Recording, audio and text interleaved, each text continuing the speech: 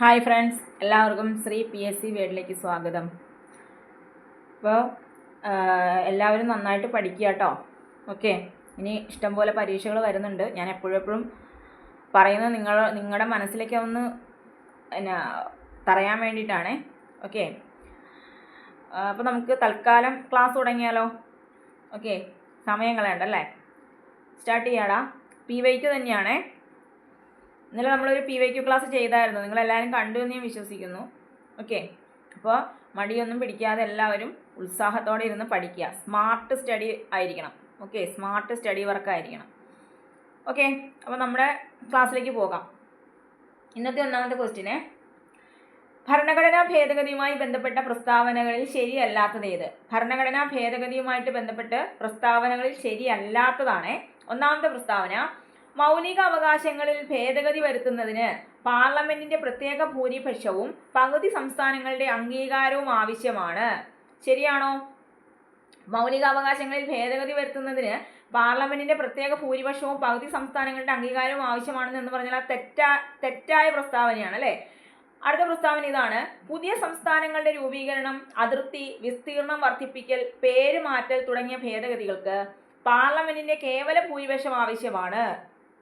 പുതിയ സംസ്ഥാനങ്ങളുടെ രൂപീകരണം, അതിർത്തി, വിസ്തീർണം വർദ്ധിപ്പിക്കൽ, പേരുമാറ്റല് തുടങ്ങിയ ഭേദഗതികൾക്ക് പാർലമെന്റിന്റെ കേവല ഭൂരിപക്ഷം ആവശ്യമാണ് എന്ന് പറഞ്ഞാൽ അത് ശരിയാണോ?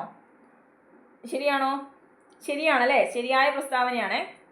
മൂന്നാമത്തെ പ്രസ്താവന, ഭരണഘടനാ ഭേദഗതി ബില്ല് പാസാക്കുന്നതിന് തടസ്സമുണ്ടായാൽ പാർലമെന്റിന്റെ ഇരുസഭകളുടെയും സംയുക്ത സമ്മേളനം നടത്താൻ വ്യവസ്ഥയില്ല. ഭരണഘടനാ ഭേദഗതി ബില്ല് പാസാക്കുന്നതിന് തടസ്സമുണ്ടായാൽ പാർലമെന്റിന്റെ ഇരുസഭകളുടെയും സംയുക്ത സമ്മേളനം നടത്താൻ വ്യവസ്ഥയില്ലെന്ന്. ശരിയല്ലേ? ശരിയായ പ്രസ്താവനയാണ്. അടുത്ത പ്രസ്താവന ഇതാണ്. ഭരണഘടനാ ഭേദഗതി ബില്ല് പുനഃപരിശോധനയ്ക്ക് തിരിച്ചയക്കാൻ രാഷ്ട്രപതിക്ക് അധികാരമുണ്ട്. ഭരണഘടനാ ഭേദഗതി ബില്ല് പുനഃപരിശോധനയ്ക്ക് തിരിച്ചയക്കാൻ രാഷ്ട്രപതിക്ക് അധികാരമുണ്ട്. ശരിയാണോ? തെറ്റായ പ്രസ്താവനയാണ് അതല്ലേ? തെറ്റാണ്. അപ്പോൾ 1ഉം 4ഉം ഇവിടെ തെറ്റാണ്. ശരിയായ പ്രസ്താവനകൾ 2ഉം 3ഉമാണ്. ഞാൻ ഒന്നുകൂടെ പറയാം. ശരിയായത്, പുതിയ സംസ്ഥാനങ്ങളുടെ രൂപീകരണം, അതിർത്തി, വിസ്തീർണം വർദ്ധിപ്പിക്കൽ, പേരുമാറ്റൽ തുടങ്ങിയ ഭേദഗതികൾക്ക് പാർലമെന്റിന്റെ കേവല ഭൂരിപക്ഷം ആവശ്യമാണ്. ഭരണഘടനാ ഭേദഗതി ബില്ല് പാസാക്കുന്നതിന് തടസ്സമുണ്ടായാൽ പാർലമെന്റിന്റെ ഇരുസഭകളുടെയും സംയുക്ത സമ്മേളനം നടത്താൻ വ്യവസ്ഥയില്ല. ഓക്കെ, മൗലിക അവകാശങ്ങളുമായി ബന്ധപ്പെട്ട ഭേദഗതി പാസ്സാക്കണമെങ്കിൽ പാർലമെന്റിന് എന്ത് വേണം? പ്രത്യേക ഭൂരിപക്ഷം വേണം അല്ലേ?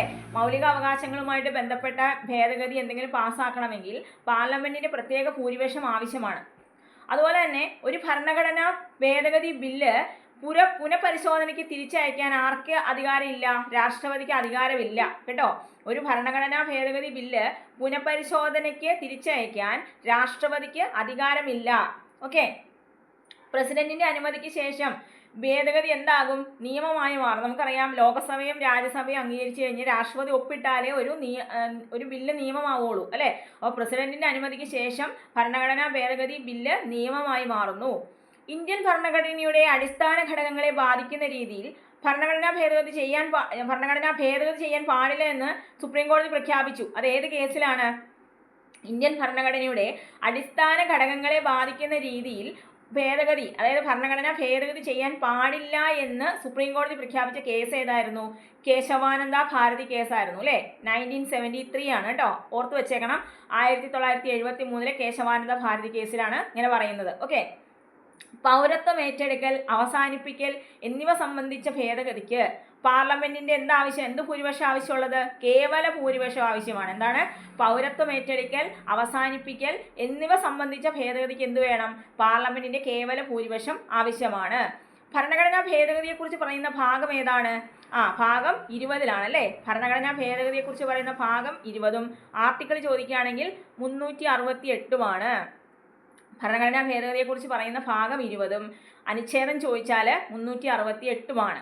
ഓക്കെ അല്ലേടാ? കിട്ടിയെന്ന് വിശ്വസിക്കുന്നു. അടുത്ത ക്വസ്റ്റ്യനിലേക്ക് പോകാം. രാഷ്ട്രപതി ഭരണവുമായി ബന്ധപ്പെട്ട പ്രസ്താവനകളിൽ ശരിയായത് കണ്ടെത്തുക. രാഷ്ട്രപതി ഭരണവുമായി ബന്ധപ്പെട്ട പ്രസ്താവനകളിൽ ശരിയായത് കണ്ടെത്തുക. ഒന്നാമത്തെ പ്രസ്താവന, ദേശീയ അടിയന്തരാവസ്ഥ പ്രഖ്യാപിക്കുന്ന സമയത്ത് സംസ്ഥാന ലിസ്റ്റിൽ പെടുന്ന എല്ലാ വിഷയങ്ങളിൽ മേലും നിയമനിർമ്മാണം നടത്തുന്നതിന് പാർലമെന്റിന് അധികാരം ലഭിക്കുന്നു. ശരിയാണോ? ശരിയായ പ്രസ്താവനയാണോ അത്? ദേശീയ അടിയന്തരാവസ്ഥ പ്രഖ്യാപിക്കുന്ന സമയത്ത് സംസ്ഥാന ലിസ്റ്റിൽ പെടുന്ന എല്ലാ വിഷയങ്ങളിന്മേലും നിയമനിർമ്മാണം നടത്തുന്നതിന് പാർലമെന്റിന് അധികാരം ലഭിക്കുന്നു എന്ന് പറഞ്ഞാൽ അത് ശരിയാണ് അല്ലേ? ശരിയായ പ്രസ്താവനയാണ്. സംസ്ഥാന അടിയന്തരാവസ്ഥ പ്രഖ്യാപിക്കുന്ന സമയത്ത് പൗരന്മാരുടെ മൗലിക അവകാശങ്ങളെ ബാധിക്കുന്നില്ല. ശരിയാണോ? സംസ്ഥാന അടിയന്തരാവസ്ഥ പ്രഖ്യാപിക്കുന്ന സമയത്ത് പൗരന്മാരുടെ മൗലിക അവകാശങ്ങളെ ബാധിക്കുന്നില്ല എന്ന് പറഞ്ഞാൽ അത് ശരിയാണോ? ശരിയായ പ്രസ്താവനയാണ് കേട്ടോ, ശരിയാണ്. ഓരോ 6 മാസം കൂടുമ്പോഴും രാഷ്ട്രപതിക്ക് സ്വമേധയാ എത്ര കാലം വേണമെങ്കിലും ദേശീയ അടിയന്തരാവസ്ഥ നീട്ടാവുന്നതാണ്. ശരിയാണോ? ഓരോ 6 മാസം കൂടുമ്പോഴും രാഷ്ട്രപതിക്ക് സ്വമേധയാ എത്ര കാലം വേണമെങ്കിലും ദേശീയ അടിയന്തരാവസ്ഥ നീട്ടാവുന്നതാണ് എന്ന് പറഞ്ഞാൽ തെറ്റാണത് അല്ലേ? തെറ്റായ പ്രസ്താവനയാണ്. ദേശീയ അടിയന്തരാവസ്ഥ പ്രഖ്യാപിക്കാൻ കേന്ദ്ര ക്യാബിനറ്റിന്റെ ലിഖിത രൂപത്തിലുള്ള ഉപദേശം വേണം. ദേശീയ അടിയന്തരാവസ്ഥ പ്രഖ്യാപിക്കാനായിട്ട് കേന്ദ്ര ക്യാബിനറ്റിന്റെ ലിഖിത രൂപത്തിലുള്ള ഉപദേശം വേണം എന്ന് പറഞ്ഞാൽ അത് ശരിയാണ് അല്ലേ? അപ്പോൾ ഇവിടെ ശരിയായിട്ടുള്ള പ്രസ്താവനകൾ എയും ബിയും ഡിയുമാണ്. സി തെറ്റായി പോയി അല്ലേ? എയും ബിയും ഡിയും ശരിയാണ്. ശരിയായ പ്രസ്താവനകൾ ഞാൻ ഒന്നുകൂടെ പറയാം. ദേശീയ അടിയന്തരാവസ്ഥ പ്രഖ്യാപിക്കുന്ന സമയത്ത് സംസ്ഥാന ലിസ്റ്റിൽ പെടുന്ന എല്ലാ വിഷയങ്ങളിന്മേലും നിയമനിർമ്മാണം നടത്തുന്നതിന് പാർലമെന്റിന് അധികാരം ലഭിക്കുന്നു. സംസ്ഥാന അടിയന്തരാവസ്ഥ പ്രഖ്യാപിക്കുന്ന സമയത്ത് പൗരന്മാരുടെ മൗലിക അവകാശങ്ങളെ ബാധിക്കുന്നില്ല. ദേശീയ അടിയന്തരാവസ്ഥ പ്രഖ്യാപിക്കാൻ കേന്ദ്ര ക്യാബിനറ്റിന്റെ ലിഖിത രൂപത്തിലുള്ള ഉപദേശം വേണം. ഓക്കെ, അങ്ങനെയാണെങ്കിൽ ഇന്ത്യയിൽ ആദ്യമായിട്ട് രാഷ്ട്രപതി ഭരണം ഏർപ്പെടുത്തിയ പ്രദേശം ഏതാണ്? ഇന്ത്യയിൽ ആദ്യമായിട്ട് രാഷ്ട്രപതി ഭരണം ഏർപ്പെടുത്തിയ പ്രദേശം എന്നറിയപ്പെടുന്നത് വിന്ധ്യ പ്രദേശമാണ് കേട്ടോ, വിന്ധ്യ പ്രദേശമാണ്. ഓക്കെ, ഭരണഘടന നിലവിൽ വന്ന ശേഷം രാഷ്ട്രപതി ഭരണം ആദ്യമായി പ്രഖ്യാപിച്ചത് എവിടെയാണ്? ഭരണഘടന നിലവിൽ വന്ന ശേഷം രാഷ്ട്രപതി ഭരണം ആദ്യമായി പ്രഖ്യാപിക്കുന്നത് പഞ്ചാബിലാണ് കേട്ടോ, പഞ്ചാബിലാണ്. ഭരണഘടനയിൽ 356 അനുച്ഛേദം അനുസരിച്ച് സഭയിൽ ഭൂരിപക്ഷം ഉണ്ടായിരുന്ന ഒരു സംസ്ഥാന മന്ത്രിസഭയെ പിരിച്ചുവിട്ട് രാഷ്ട്രപതി ഭരണം ഏർപ്പെടുത്തിയ ആദ്യത്തെ സംസ്ഥാനം ഏതാ?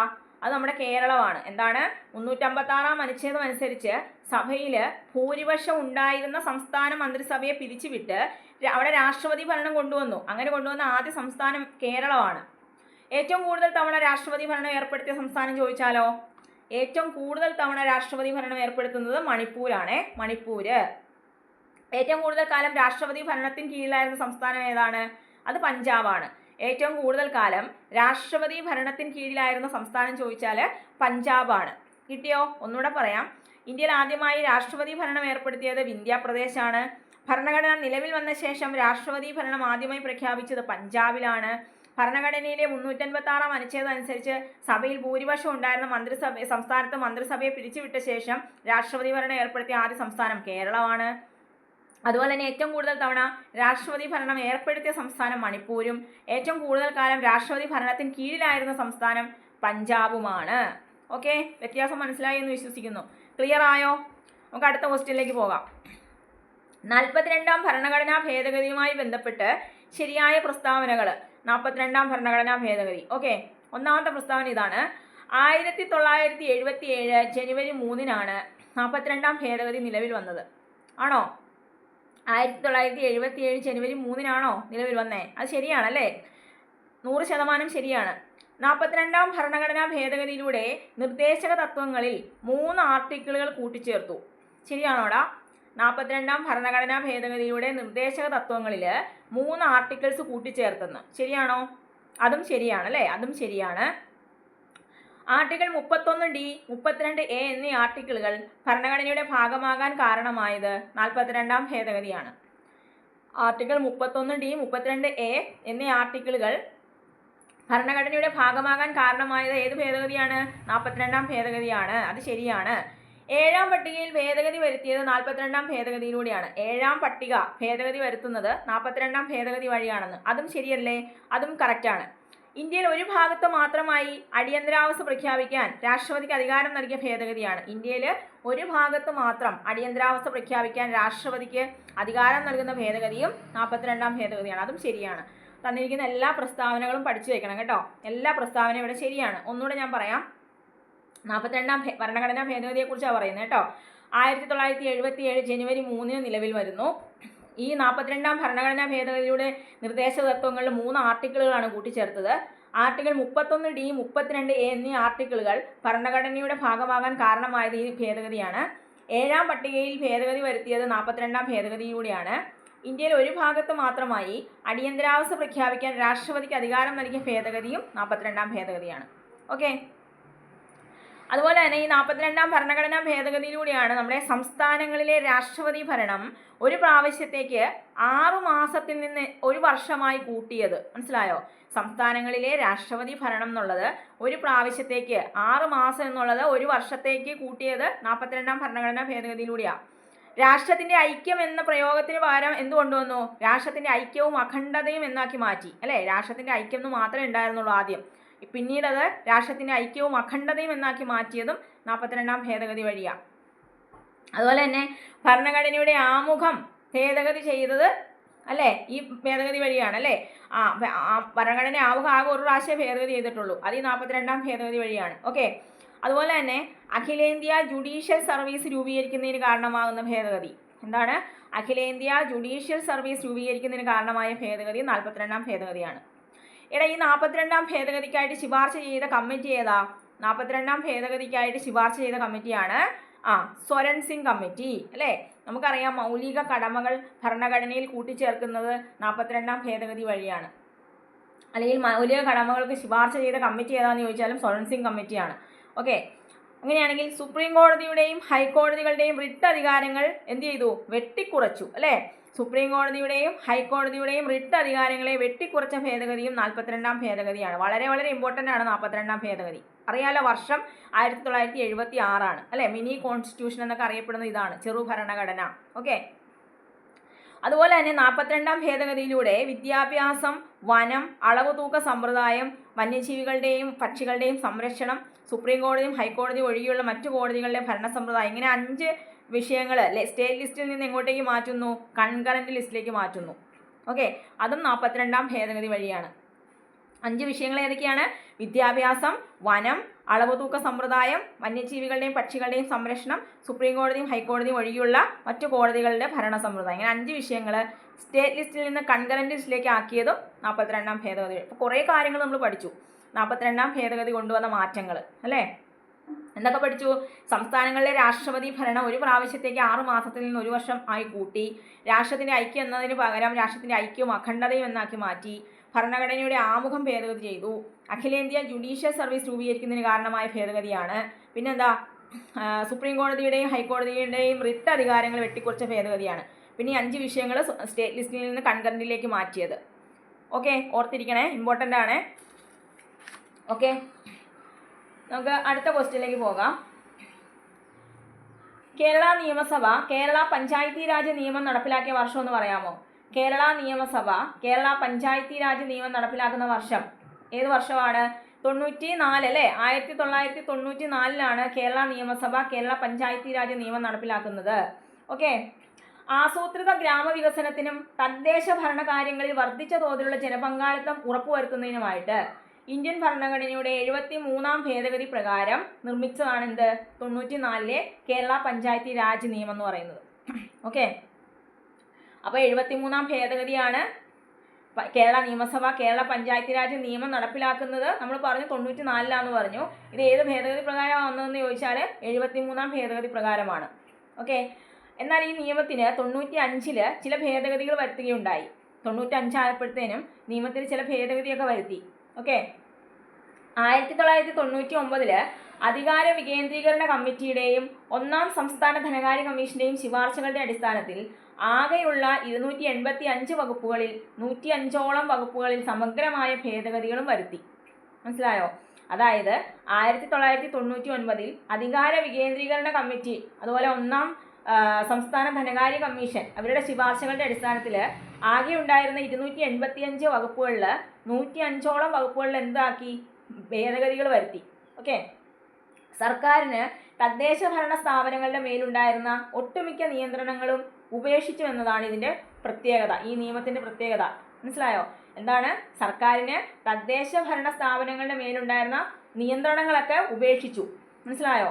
ഇനി വീണ്ടും പഞ്ചായത്തി രാജ് നിയമം വീണ്ടും ഭേദഗതി ചെയ്തു. 95 ഭേദഗതി ചെയ്തു, പിന്നീട് ഭേദഗതി ചെയ്ത് 2000 ഓക്കെ. അപ്പോൾ 2000 പഞ്ചായത്ത് രാജ് നിയമം വീണ്ടും ഭേദഗതി ചെയ്ത് സർക്കാരിൽ നിക്ഷിപ്തമായിരുന്ന വാർഡ് വിഭജനം, സംവരണ നിർണയം തുടങ്ങിയ അധികാരങ്ങളൊക്കെ ആർക്ക് നൽകി? തിരഞ്ഞെടുപ്പ് കമ്മീഷന് നൽകി. മനസ്സിലാകുന്നുണ്ടോ? 2000 പഞ്ചായത്ത് രാജ് നിയമം വീണ്ടും ഭേദഗതി ചെയ്തപ്പോൾ അവിടെ വന്ന മാറ്റം എന്താണ്? സർക്കാരിനുണ്ടായിരുന്ന വാർഡ് വിഭജനം, അതുപോലെ സംവരണ നിർണയം തുടങ്ങിയ അധികാരങ്ങളൊക്കെ ആർക്ക് കൊടുത്തു? തിരഞ്ഞെടുപ്പ് കമ്മീഷന് കൊടുത്തു. മനസ്സിലായോ? ഇനി അതുകൂടാതെ 35 അനുബന്ധ നിയമങ്ങളിലും ഭേദഗതി വരുത്തിക്കൊണ്ട് അധികാര വികേന്ദ്രീകരണം പൂർണ്ണമായി നടപ്പിലാക്കി. എന്താണ്? 35 അനുബന്ധ നിയമങ്ങളിലും ഭേദഗതി വരുത്തിക്കൊണ്ട് അധികാര വികേന്ദ്രീകരണം പൂർണ്ണമായിട്ടും നടപ്പിലാക്കുകയും ചെയ്തു. ഓക്കെ. അങ്ങനെയാണെങ്കിൽ കേരള പഞ്ചായത്ത് രാജ് നിയമം നിലവിൽ വരുന്ന വർഷം നമ്മൾ പറഞ്ഞു 94. ഡേറ്റ് ഓർമ്മയുണ്ടോ? ഏപ്രിൽ 23-നാണ് അല്ലേ? 1994 ഏപ്രിൽ 23-നാണ് കേരള പഞ്ചായത്ത് രാജ് നിയമം നിലവിൽ വരുന്നത്. അന്നേരം സംസ്ഥാനത്ത് എത്ര ഗ്രാമപഞ്ചായത്തുകൾ ഉണ്ടായിരുന്നു? 991 ഗ്രാമപഞ്ചായത്തുകളാണ്. എന്നാൽ നിലവിൽ ഇപ്പോൾ എത്ര ഗ്രാമപഞ്ചായത്തുകളാണ് നമുക്കുള്ളത്? 941 മനസ്സിലാക്കണേ. 1994 ഏപ്രിൽ 23-ന് കേരള പഞ്ചായത്ത് രാജ് നിയമം നിലവിൽ വരുമ്പോൾ സംസ്ഥാനത്താകെ 991 ഗ്രാമപഞ്ചായത്തുണ്ട്. എന്നാൽ നിലവിൽ ഇപ്പോൾ എത്ര ആണ്? 941. ഓക്കെ. അതുപോലെ സംസ്ഥാന സർക്കാരുകൾ പഞ്ചായത്തുകൾക്ക് കൂടുതൽ അധികാരം നൽകുന്നതിന് നിയമനിർമ്മാണം നടത്തണമെന്ന ബൽവന്ത് റായ് മേത്ത കമ്മിറ്റിയുടെയും EMS നമ്പൂതിരിപ്പാട് അധ്യക്ഷനായുള്ള ഭരണപരിഷ്കാര കമ്മിറ്റിയുടെയും ശുപാർശകളുടെ അടിസ്ഥാനത്തിൽ ഐക്യ കേരളത്തിനാകമാനം ബാധകമാകും വിധം 1960 കേരള പഞ്ചായത്ത് ആക്ട് നിർമ്മിക്കുകയും അത് 1962 ജനുവരി 1-ന് നിലവിൽ വരികയും ചെയ്തു. ഓക്കെ. സംസ്ഥാന സർക്കാരുകൾ പഞ്ചായത്തുകൾക്ക് എന്ത് കൊടുക്കണമെന്ന് പറഞ്ഞു? കൂടുതൽ അധികാരം നൽകുന്നതിന് നിയമനിർമ്മാണം നടത്തണമെന്ന് ആര് പറഞ്ഞു? ബൽവന്ത് റായ് മേത്ത കമ്മിറ്റി പറഞ്ഞു അല്ലേ? അതുപോലെ തന്നെ EMS നമ്പൂതിരിപ്പാട് അധ്യക്ഷനായിട്ടുള്ള ഭരണപരിഷ്കാര കമ്മിറ്റിയും ശുപാർശ ചെയ്തു. എന്ത് പറഞ്ഞു അവര്? സംസ്ഥാന സർക്കാരുകൾ പഞ്ചായത്തുകൾക്ക് കൂടുതൽ അധികാരം കൊടുക്കണമെന്ന് പറഞ്ഞു അല്ലേ? അതിൻ്റെ അടിസ്ഥാനത്തിൽ ഐക്യ കേരളത്തിലാകമാനം ബാധകമാകുന്ന വിധത്തിൽ 1960 കേരള പഞ്ചായത്ത് രാജ് ആക്ട് നിർമ്മിക്കുകയും തുടർന്ന് 62 ജനുവരി 1-ന് നിലവിൽ വരികയും ചെയ്തു. ഓക്കെ. അങ്ങനെ ഈ നിയമപ്രകാരം സംസ്ഥാനത്തെ മുഴുവൻ ഗ്രാമപ്രദേശങ്ങളെയും ഉൾപ്പെടുത്തിക്കൊണ്ട് 922 ഗ്രാമപഞ്ചായത്തുകൾ രൂപീകരിക്കുന്നു. അങ്ങനെ സംസ്ഥാനത്തെ മുഴുവൻ ഗ്രാമപ്രദേശങ്ങളെയും ഉൾപ്പെടുത്തി 922 ഗ്രാമപഞ്ചായത്തുകൾ രൂപീകരിച്ചു. ഈ പഞ്ചായത്തുകളിൽ 1964 ജനുവരി 1 മുതൽ പ്രാബല്യത്തോടെ തിരഞ്ഞെടുക്കപ്പെട്ട ഭരണസമിതി അധികാരമേൽക്കുകയും ചെയ്തു. ഓക്കെ. എന്നു മുതലാണ്? 1964 ജനുവരി 1 മുതൽ. ഓക്കെ. കിട്ടിയോ? അപ്പോൾ നിങ്ങൾ ഓർത്ത് വെച്ചേക്കുക, കേരള നിയമസഭ കേരള പഞ്ചായത്ത് രാജ് നിയമം നടപ്പിലാക്കുന്ന വർഷം 1994 ഏപ്രിൽ 23. ഡേറ്റ് ഓർത്ത് വെച്ചേക്കണേ. ഏപ്രിൽ 23-നാണെന്ന് ഓർക്കുക കേട്ടോ. ഓക്കെ. അടുത്ത ക്വസ്റ്റിനെ, ഇന്ത്യയിലെ ആദ്യത്തെ തുറമുഖ അധിഷ്ഠിത ഇരുമ്പുരുക്കുശാല സ്ഥാപിതമായ പ്രദേശം ഏതാണ്? ഇന്ത്യയിലെ ആദ്യ തുറമുഖ അധിഷ്ഠിത ഇരുമ്പുരുക്കുശാല സ്ഥാപിതമായ പ്രദേശം അതേതാണ്? ആ പ്രദേശം വിശാഖപട്ടണമാണ്. ഓക്കെ. അങ്ങനെയാണെങ്കിൽ കടൽ തീരത്തിനടുത്ത് സ്ഥിതി ചെയ്യുന്ന ഇന്ത്യയിലെ ഏക സ്റ്റീൽ പ്ലാന്റ് ഏതാണ്? കടൽ തീരത്തിൻ്റെ അടുത്ത് സ്ഥിതി ചെയ്യുന്ന ഇന്ത്യയിലെ ഏക സ്റ്റീൽ പ്ലാന്റ് ആണ് നമ്മുടെ വിശാഖപട്ടണം സ്റ്റീൽ പ്ലാന്റ് അല്ലേ? അത് ഏത് സംസ്ഥാനത്താണെന്ന് ചോദിച്ചാലോ? വിശാഖപട്ടണം സ്റ്റീൽ പ്ലാന്റ് ആന്ധ്രാപ്രദേശിലാണ് കേട്ടോ. ആന്ധ്രാപ്രദേശിലാണ്. ഇനി ഈ വിശാഖപട്ടണം ഇരുമ്പുരുക്കുശാലയ്ക്ക് തറക്കല്ലിട്ടത് ആരായിരുന്നു? അന്നത്തെ പ്രധാനമന്ത്രി. അതായത് 1971-ലാണ് തറക്കല്ലിട്ടത്. അന്ന് പ്രധാനമന്ത്രി ആരാണ്? ഇന്ദിരാഗാന്ധിയാണ് കേട്ടോ. അപ്പോൾ വിശാഖപട്ടണം ഇരുമ്പുരുക്കുശാലയ്ക്ക് 1971 തറക്കല്ലിട്ടത് അന്നത്തെ പ്രധാനമന്ത്രിയായിരുന്ന ഇന്ദിരാഗാന്ധിയാണെന്ന് ഓർക്കുക. അങ്ങനെയാണെങ്കിൽ ഇന്ത്യയിൽ സ്ഥാപിതമായ ആദ്യത്തെ ഇരുമ്പുരുക്ക് നിർമ്മാണശാല ഏതാണ്? ഇന്ത്യയിൽ സ്ഥാപിതമായ ആദ്യ ഇരുമ്പുരുക്ക് നിർമ്മാണശാലയാണ് പോർട്ടോ-നോവ. ഏതാണ്? പോർട്ടോ-നോവ. ഇന്ത്യയിൽ സ്ഥാപിതമായ ആദ്യ ഇരുമ്പുരുക്ക് നിർമ്മാണശാലയാണ് പോർട്ടോ-നോവ. പോർട്ടോ-നോവ എവിടെയാണ് സ്ഥിതി ചെയ്യുന്നത്? തമിഴ്നാട്ടിലാണ്. പോർട്ടോ-നോവ വന്നത് തമിഴ്നാട്ടിലാണ്. വർഷം 1830-ലാണ്. ഓക്കെ. 1830-ലാണ് തമിഴ്നാട്ടിലെ പോർട്ടോ-നോവ ഇരുമ്പുരുക്ക് നിർമ്മാണശാല സ്ഥാപിതമാകുന്നത്. ഇന്ത്യയിലെ വൻകിട ഉരുക്ക് വ്യവസായത്തിന് തുടക്കം കുറിച്ചുകൊണ്ട് സ്ഥാപിതമായ ഇരുമ്പുരുക്കുശാല ഏതാണ്? ഇന്ത്യയിൽ വൻകിട ഉരുക്ക് വ്യവസായത്തിന് തുടക്കം കുറിച്ചുകൊണ്ട് സ്ഥാപിതമായത് കുൾട്ടി ഇരുമ്പുരുക്കുശാലയാണ്. കുൾട്ടി എവിടെയാണ് സ്ഥിതി ചെയ്യുന്നത്? പശ്ചിമ ബംഗാളിലാണ് അല്ലേ? കുൾട്ടി എവിടെയാണ്? പശ്ചിമ ബംഗാളിലാണ്. ഇന്ത്യയിലെ ആദ്യത്തെ ആധുനിക രീതിയിലുള്ള ഇരുമ്പുരുക്കുശാല ഏതാണ്? ടിസ്കോ ആണ് അല്ലേ? ടാറ്റ അയൺ ആൻഡ് സ്റ്റീൽ കമ്പനിയാണ് ഇന്ത്യയിലെ ആദ്യത്തെ ആധുനിക രീതിയിലുള്ള ഇരുമ്പുരുക്കുശാല. ടാറ്റ അയൺ ആൻഡ് സ്റ്റീൽ കമ്പനിയാണ്. അതിൻ്റെ ചുരുക്കപ്പേരാണ് ടിസ്കോ. അറിയാലോ? ഇപ്പോഴത്തെ പേര് ടാറ്റ സ്റ്റീൽ എന്നാണ് കേട്ടോ. ഇപ്പോഴേ ടാറ്റ സ്റ്റീൽ എന്നാണ് ഇപ്പോൾ അറിയപ്പെടുന്നത്. എവിടെയാണത്? ജാർഖണ്ഡിലാണെന്ന് ഓർത്ത് വെച്ചേക്കുക. ജാർഖണ്ഡിലാണ് സ്ഥിതി ചെയ്യുന്നത്. ഇന്ത്യയിലെ പൊതുമേഖലാ ഇരുമ്പുരുക്ക് നിർമ്മാണശാലകളെ നിയന്ത്രിക്കുന്ന സ്ഥാപനം ചോദിച്ചാലോ, അത് steel authority of India, sale എന്ന് പറയും അല്ലേ. ഇന്ത്യയിലെ പൊതുമേഖലാ ഇരുമ്പുരുക്ക് നിർമ്മാണശാലകളെ നിയന്ത്രിക്കുന്ന സ്ഥാപനം ഏതാണ്? സ്റ്റീൽ അതോറിറ്റി ഓഫ് ഇന്ത്യ ആണ്. അപ്പോൾ ഇന്ത്യയിലെ ആദ്യ തുറമുഖ അധിഷ്ഠിത ഇരുമ്പുരുക്ക് ശാല സ്ഥാപിതമാകുന്നത് വിശാഖപട്ടണത്താണ്. കടൽ തീരത്തിൻ്റെ അടുത്ത് സ്ഥിതി ചെയ്യുന്ന ഏക സ്റ്റീൽ പ്ലാന്റ് ആണ് വിശാഖപട്ടണം സ്റ്റീൽ പ്ലാന്റ്. ഇത് ആന്ധ്രാപ്രദേശിലാണെന്ന് ഓർക്കുക. തറക്കല്ലിട്ടത് 1971 അന്നത്തെ പ്രധാനമന്ത്രിയായ ഇന്ദിരാഗാന്ധിയാണ്. ഇന്ത്യയിൽ സ്ഥാപിതമായ ആദ്യത്തെ ഇരുമ്പുരുക്ക് നിർമ്മാണശാല ഏതാണ്? അത് പോർട്ടോനോവയാണ്. 1830 തമിഴ്നാട്ടിലാണ് ഇത് വന്നതെന്ന് ഓർക്കുക. ഇന്ത്യയിൽ വൻകിട ഉരുക്ക് വ്യവസായത്തിന് തുടക്കം കുറിച്ചുകൊണ്ട് സ്ഥാപിതമായതാണ് കുൾട്ടി ഇരുമ്പുരുക്ക് ശാല. കുൾട്ടി എവിടെയാണ്? പശ്ചിമ ബംഗാളിലാണ്. ഇന്ത്യയിലെ ആദ്യത്തെ ആധുനിക രീതിയിലുള്ള ഇരുമ്പുരുക്ക് ശാല ടിസ്കോയാണ്. ടിസ്കോ എവിടെയാണ് സ്ഥിതി ചെയ്യുന്നത്? ജാർഖണ്ഡിലാണെന്ന് ഓർക്കുക. ഓക്കെ. ഇനി ഇന്ത്യയിലെ പൊതുമേഖല ഇരുമ്പുരുക്ക് നിർമ്മാണശാലകളെ നിയന്ത്രിക്കുന്ന സ്ഥാപനം ഏതാണ്? സ്റ്റീൽ അതോറിറ്റി ഓഫ് ഇന്ത്യ ആണ്. ഓക്കേടാ, ഇത്രയും ഓക്കെ ആണോ? തൽക്കാലം ഞാൻ ഈ ക്വസ്റ്റിനും കൊണ്ട് നിർത്തുവാണേ. അപ്പോൾ നിങ്ങൾ ക്ലാസ്സുകൾ ഇഷ്ടമാകുന്നുവെങ്കിൽ ഒന്ന് ലൈക്ക് ചെയ്യണം കേട്ടോ. എന്തെങ്കിലും സംശയങ്ങളോ കാര്യങ്ങളോ എന്തുണ്ടെങ്കിലും നിങ്ങൾക്ക് കമൻ്റായിട്ട്, ക്ലാസ് നല്ലതാണെങ്കിലും ചീത്തയാണെങ്കിലും പറയാം കേട്ടോ. ഒരു കുഴപ്പമില്ല. എന്നാലല്ലേ അതിനനുസരിച്ച് എനിക്ക് മാറ്റം വരുത്താൻ പറ്റുള്ളൂ. ഓക്കെ. സബ്സ്ക്രൈബ് ചെയ്യാതെ കാണുന്നവരുണ്ടെങ്കിൽ ഒന്ന് സബ്സ്ക്രൈബ് ചെയ്തേക്കണേ. ഓക്കെ. അപ്പോൾ താങ്ക് യു.